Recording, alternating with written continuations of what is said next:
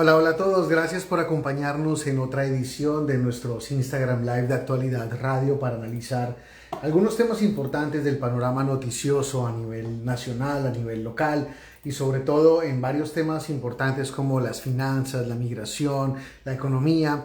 Hoy vamos a hablar sobre migración y vamos a tener con nosotros en minutos a la abogada Marta Arias. Así que si están viendo esto, de pronto en su feed es una repetición de un Instagram Live que hacemos siempre los martes alrededor de las 5 de la tarde, hora del este, con la abogada Marta Arias, porque ella nos ayuda mucho a entender sobre temas de inmigración. Por ejemplo, ahora que vamos a tener una nueva presidencia de Donald Trump, ¿qué significa eso en materia migratoria? ¿Eso va a afectar exactamente a quiénes y en qué manera y a partir de cuándo? ¿O qué cambios hay en políticas migratorias a nivel nacional que deberíamos considerar? Así que si tienen alguna pregunta relacionada con migración, este es un muy buen momento para hacerla. Abajo en la casilla de los comentarios pueden dejarnos sus preguntas. Las vamos a contestar acá mismo, en tiempo real, con la abogada Marta Arias, pero solamente preguntas de Marta Arias. Nuevamente, si tienen alguna pregunta de otro tema, ya encontraremos un mejor momento para abordarla, pero por ahora nos enfocaremos en migración. Y ya está con nosotros por acá la abogada Marta Arias. Abogada, muy buenas tardes. Gracias por estar con nosotros nuevamente. Hola Juan Camilo, un saludo para usted y toda la audiencia, todas las personas que se conectan aquí en su Instagram de actualidad y en el de nosotros de Marta Raya Baja Arias 98. ¿Cómo la pasó el fin de semana largo, Juan Camilo? Bueno, ni tan largo porque hay unos que no tenemos la dicha de poder descansar muchos festivos, pero digamos que se descansó, tanto como se podía. Ah, bueno, eso es lo importante, que descansemos. El Sí. fin de semana yo creo que es donde nos ponemos las nuevas pilas, recargamos energías y estamos otra vez en la lucha. Así es, así es. Bueno, ya hizo la abogada Marta Arias la invitación. Síganla acá en su cuenta de Instagram, que es Marta-Arias98. Marta con H intermedia. Marta-Arias98. Y déjenos acá abajo sus preguntas. Vamos a comenzar a contestarlas en breve. También vamos a dejar el teléfono de la abogada Marta Arias, su página web, etcétera. Pero por supuesto, abogada, la noticia es la elección de Donald Trump como el próximo presidente de Estados Unidos. ¿Qué nos puede contar para las personas? Y ya hemos visto algunos comentarios que han comenzado a salir por ahí, que vamos a abordar en breve, pero ¿cómo nos podemos preparar en materia migratoria para ahora que vamos a tener un nuevo presidente?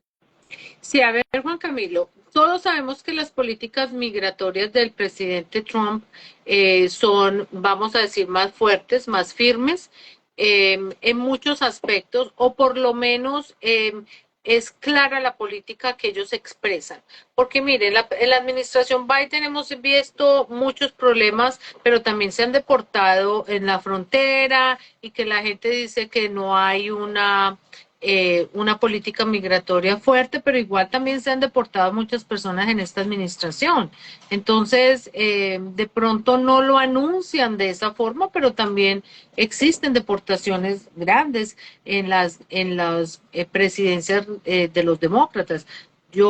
Por ejemplo, el presidente Obama fue uno de los presidentes que más personas ha deportado en la historia y es un presidente demócrata. Así que estas son cositas que las personas deben saber.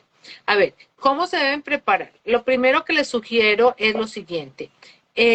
Si usted tiene un caso de inmigración pendiente, esté seguro de que en qué estado está su caso. Hay cosas que los abogados podemos hacer para tal vez adelantar ciertos casos, pero en la mayoría de las veces es muy poco lo que un abogado puede hacer para agilizar o adelantar un caso.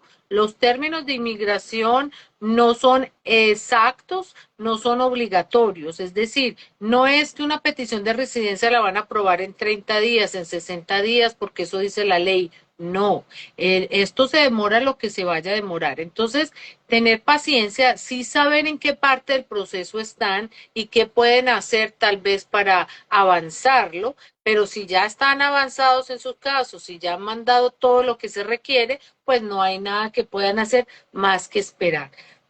Segundo, no entren en pánico. Yo me quedo aterrada, no solamente las personas, yo veo los mismos abogados de inmigración están entrando en pánico.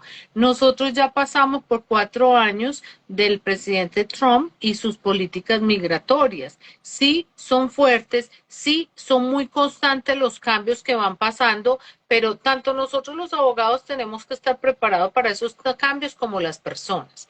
Entonces las personas tienen que estar tranquilas, no entrar en pánico de decir me van a deportar, ni entrar en esta locura de que yo veo en este momento ya mucho susto en las personas, ya hablando de que pueden quitar muchas leyes. No, no es necesariamente así de fácil, ¿sí? Eh, Tres, los presidentes de los Estados Unidos pueden emitir regulaciones y políticas administrativas que son fuertes, pero hay leyes que están en el Estatuto de Inmigración que solamente pueden ser modificables por el Congreso de los Estados Unidos. Y para que una ley sea modificable por el Congreso, usted y yo sabemos, Juan Camilo, que toma mucho tiempo. Esto no es que se presentó una ley al Congreso y mañana la pasan, no. Tiene que pasar en las cámaras, en la Cámara Alta, en la Cámara Baja, tiene que haber comentarios. Hay muchas cosas que ocurren en el Congreso antes de que una ley cambie. Entonces, yo ya estaba escuchando en alguna parte que decía que él va a cambiar las preferencias, que no va a dejar que los hijos pidan a los padres.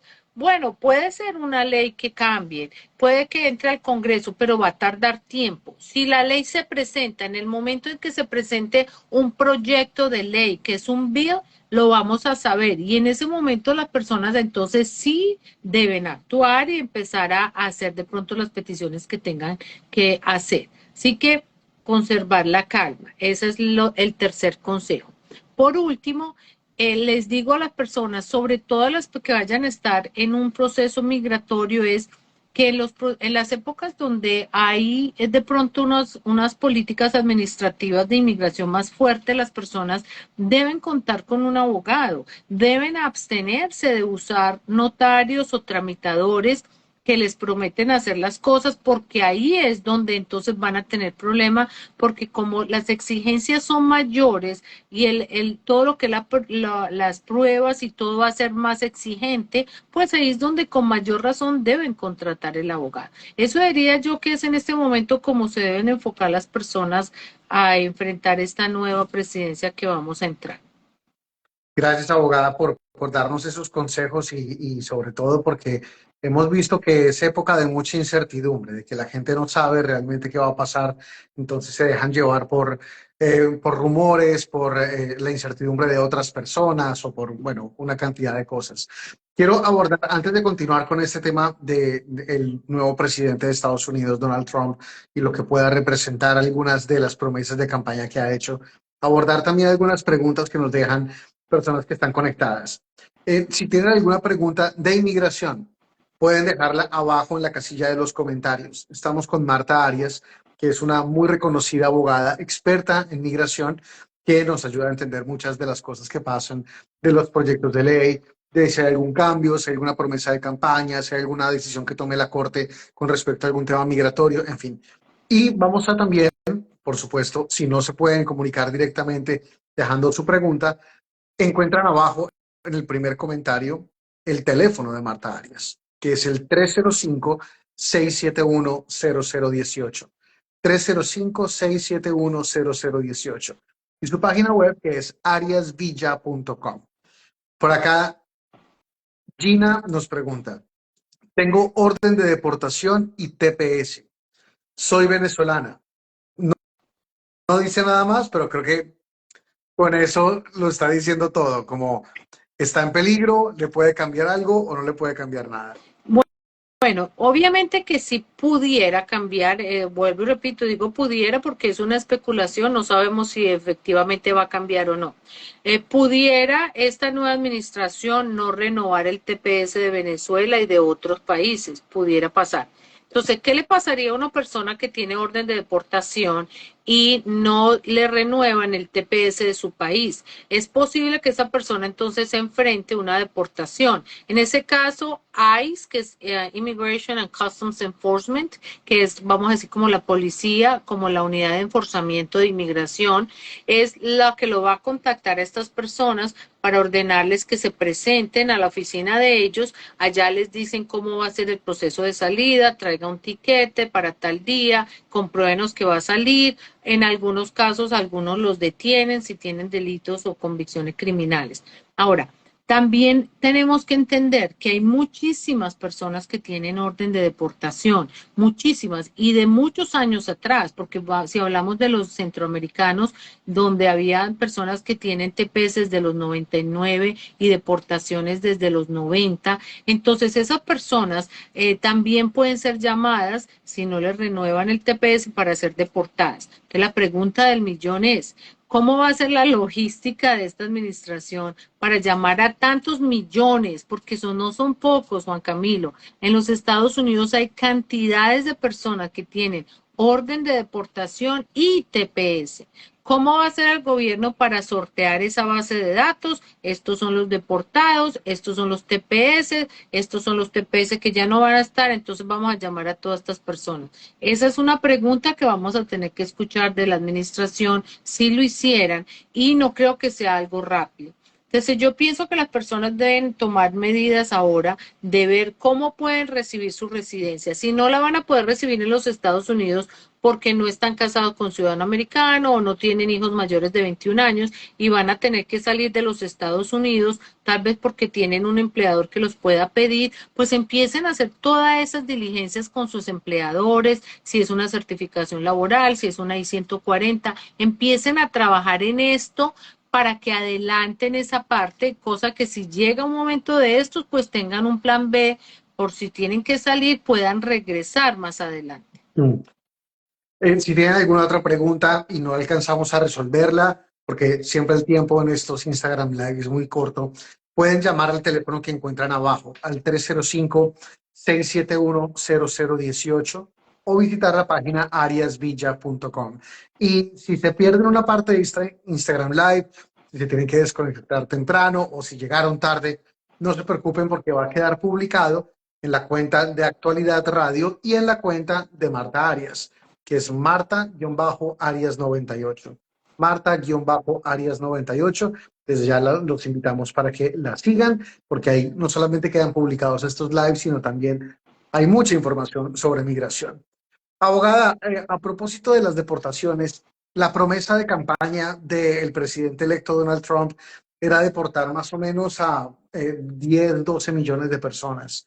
¿Eso realmente se puede hacer? Porque sabemos que es un proceso logístico, judicial, que tiene unos retos económicos y de todo tipo. A ver, Juan Camilo, yo lo que la gente habla que se llama deportaciones masivas, yo no veo eso probable desde el punto de vista legal. Puede que se incrementen las deportaciones, eso sí. Por ejemplo, si hoy en la semana, por decir algo, salen, por decir algo, 15 vuelos llenos de personas deportadas a distintas partes del mundo, de pronto el presidente electo Trump pueda decir que que va a mandar 20 o 25 aviones a la semana. O sea, puede que se incremente un volumen de personas, sí, pero ya de hablar que deportaciones masivas lo veo poco probable.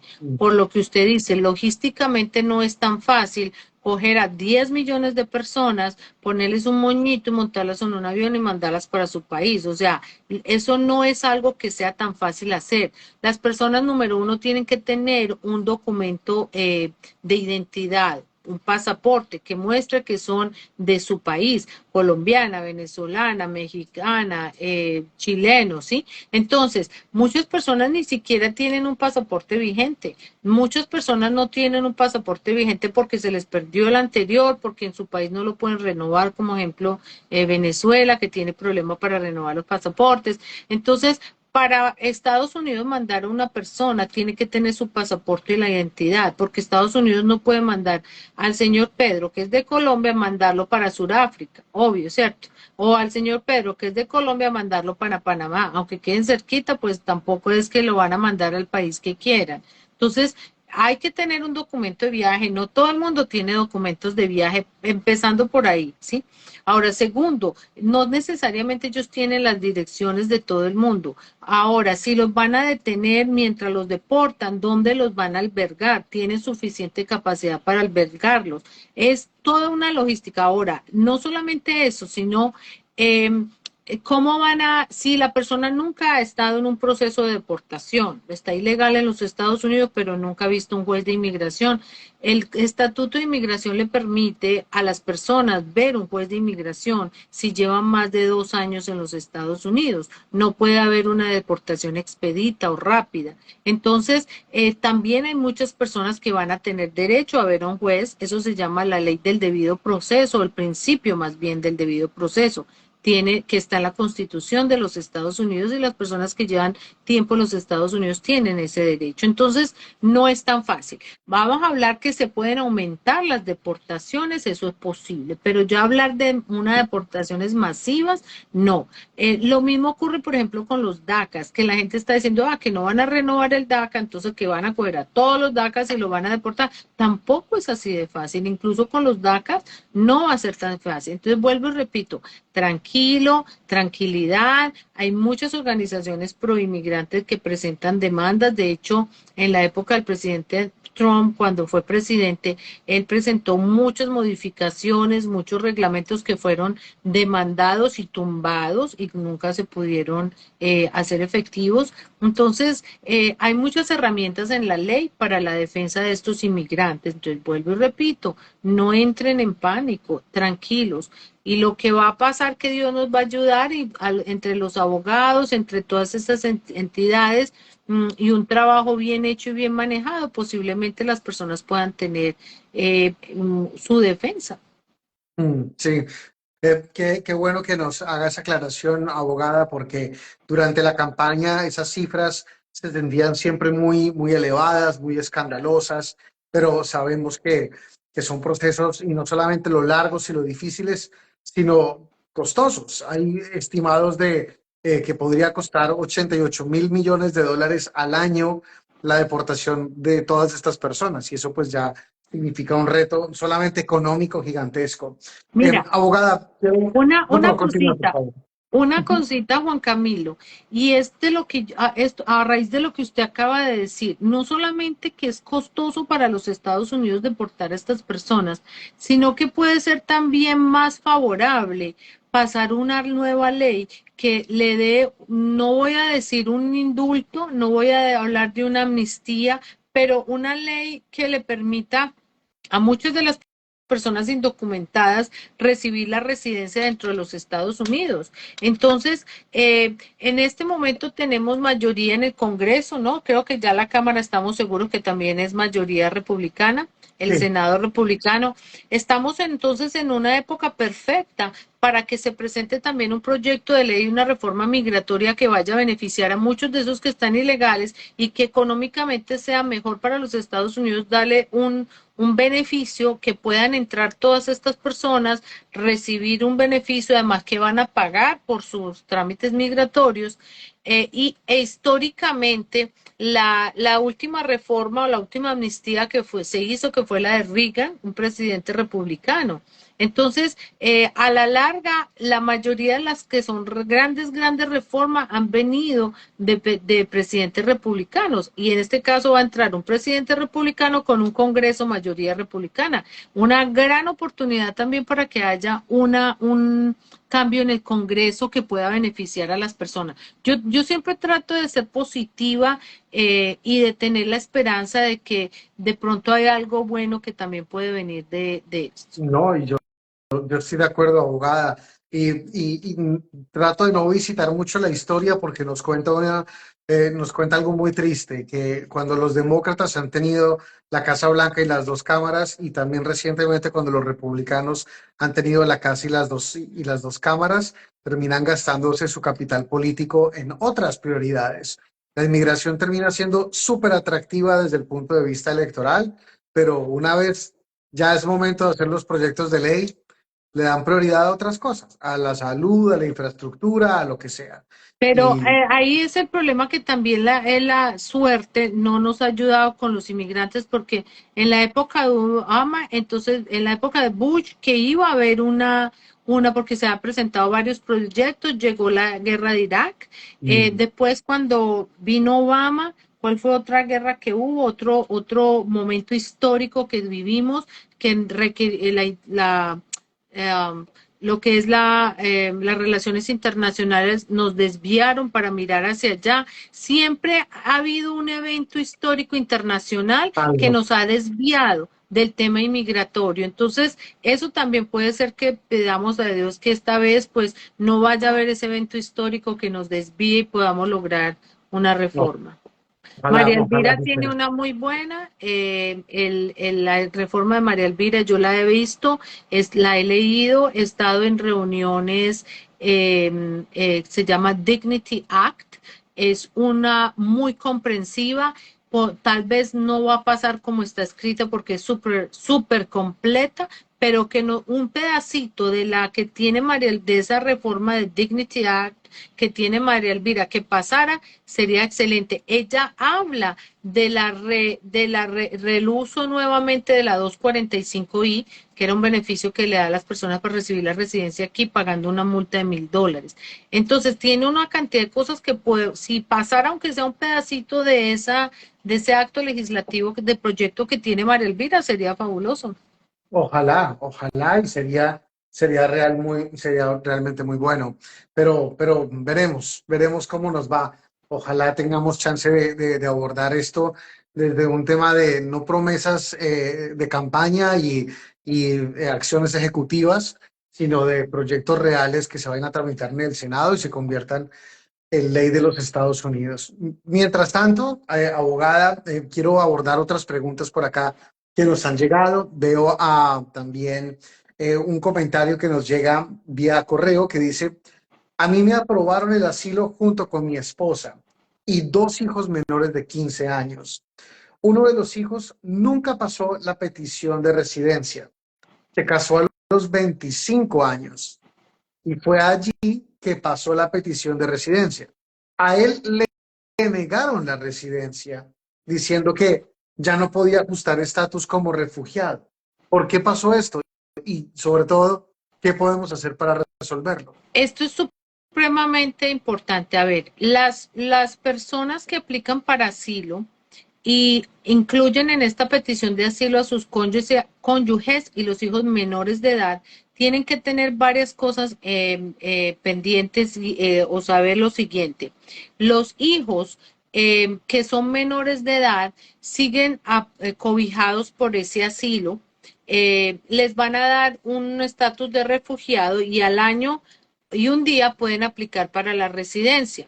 Pero cuando no aplican para la residencia, eh, si se casan, pierden el estatus de refugiado. ¿Cómo le parece? Entonces, ese menor que era menor de edad cuando recibió la aprobación de asilo su padre, ese menor recibió la aprobación de asilo. Si sus padres no le hicieron la aplicación de residencia y él tampoco lo hizo cuando llegó a la mayoría de edad, nunca lo hizo, y lo hizo cuando ya estaba casado, al casarse pierde el estatus de menor de edad para la ley. Aunque ya estaba mayor de 21, seguía siendo protegido por la ley como menor.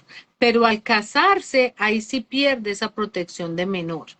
Entonces, quiere decir que ese estatus de refugiado ya no lo va a tener porque ya no es menor de edad para efectos de la ley.